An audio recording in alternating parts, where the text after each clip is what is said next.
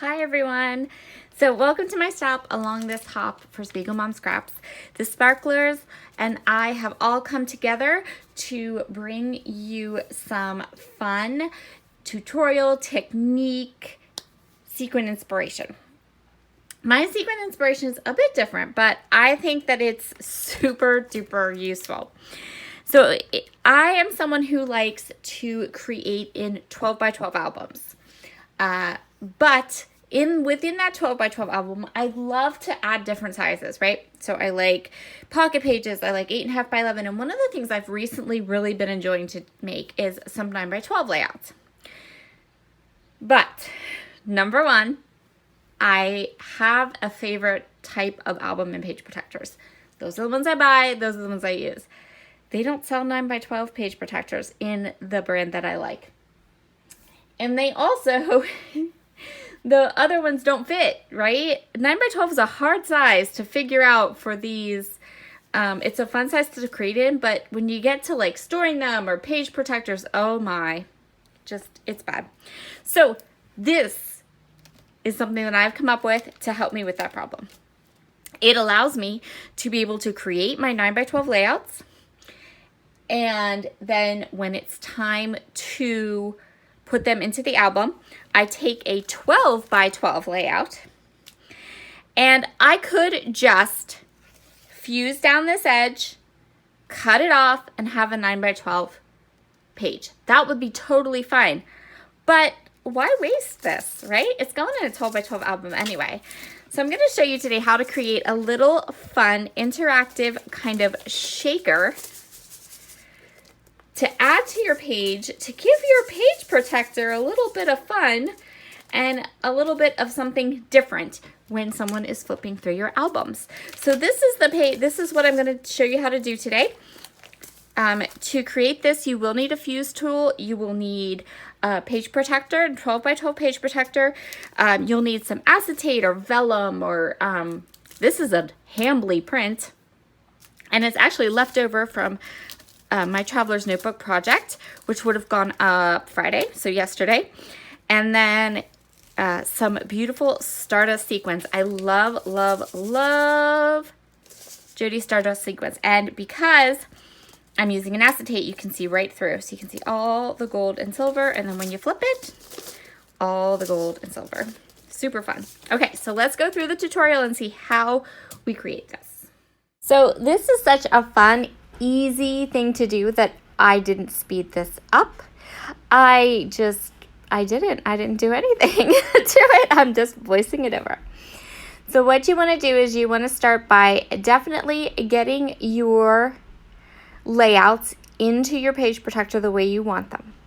So you need to make sure that they are fully in the page protector.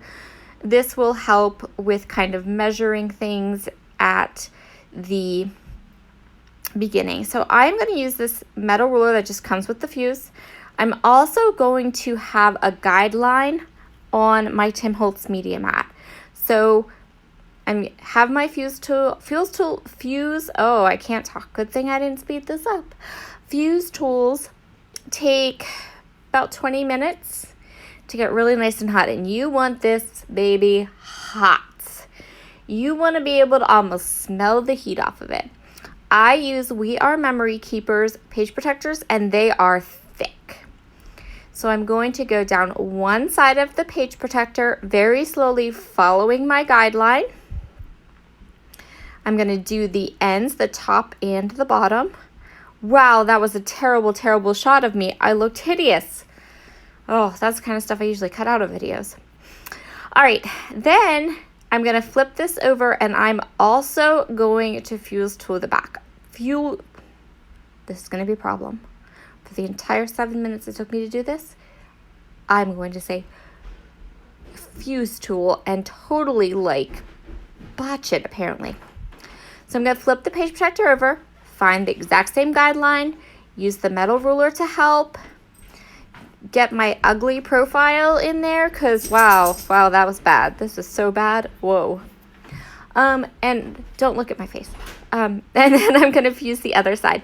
What this does is, because these particular page protectors that I use are so thick, I need to fuse them together. And do you see how tiny those stars are? We need this completely closed up. So I'm just checking here. I'm making sure that everything is closed up. There's nothing that isn't, there's nothing that is going to let sequins go into the rest of the page protector. So I'm going to eyeball my acetate, and then, you know what? I ended up cutting it down and cutting it down and cutting it down. It ended up being about, in my head, it should have been like 2 3/4. It ended up being like 2 1/2, I think.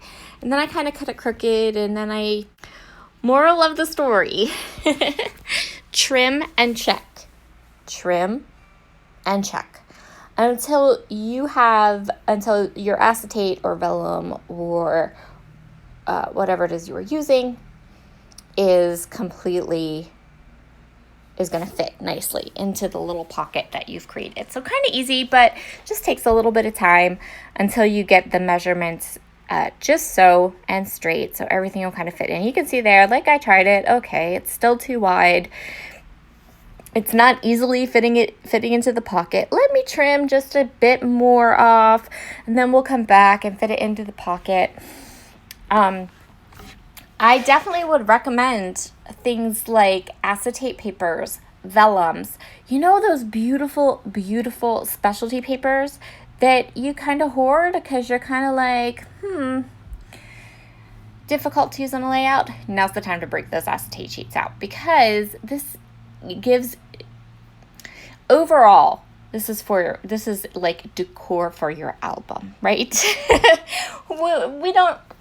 If you keep to neutral colors, or if you find a color that's in both the layouts, you're going to put on either side of your thing. Or, and this would be totally cool, if you are a 9x12 scrapbooker and that's your size that you love, think of all the fun you could have adding these little, like, almost like book plates to your layout. Like, how fun would that be to go through and do that for like a whole album?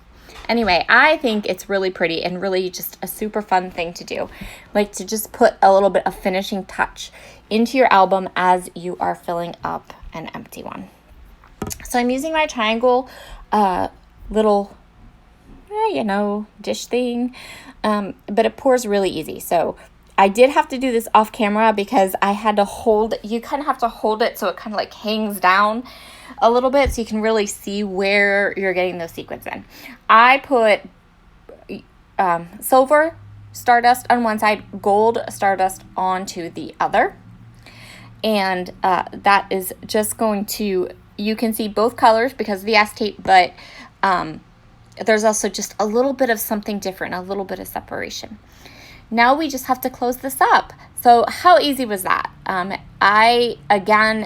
The total time it took me to do this was about 7 or 8 minutes. So this isn't a really hard project, but it packs a punch. It really, really does.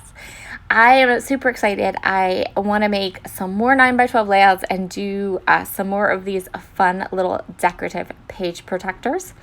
I think that they are unique and different, something you don't expect in someone's scrapbook album, but definitely kind of a fun element to include. So again, I'm going to fuse up the top, and I'm going to do it exactly the way that I did down the side.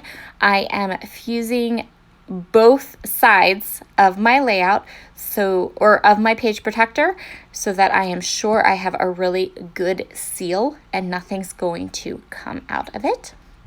If you don't have a fuse tool, you really should get one. And if you have one that has been in your dusty attic because you're just not quite sure what to do with it, try decorating a page protector. Thank you so much. Be sure to head over to the next amazing sparkler on our hop today, and I will see you all again very soon. Bye.